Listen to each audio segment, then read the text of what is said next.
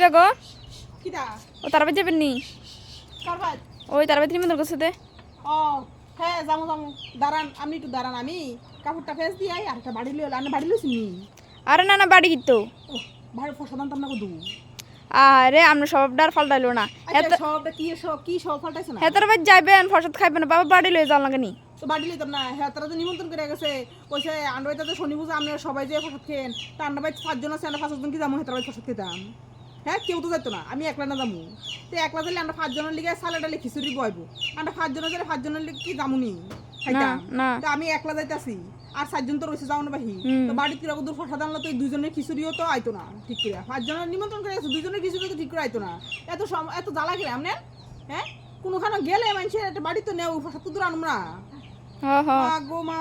ভরাতে বাড়ি এটা নিলে কত রঙের কথা শোনা যা এরম হইলে আসে না একটা কাজ করেন তারা কয়ে দেন বলে নিমন্ত্রণ করতে এমনি কইতে বলে বাড়ি বুটি লয়ে যাইয়েন না ফসদ খাইতে গেলে আর আমনে একলা যাইয়েন বাড়ি বুটি নিয়ে নে কথা কইতে কইয়েন ফসদের নিমন্ত্রণ করে হকগুলো যাইয়েন ফসদ লইয়েন বাড়ির হকগুলো জানে একজন যায় আরেকজন যাইতে বাড়ি একটা তো নিবই এটা কি বাঙালির ধর্ম বাড়ি একটা নিব কি অবস্থা গো নিমন্ত্রণ করে যা আবার বাড়ি নিলেও জ্বালা যত জ্বালা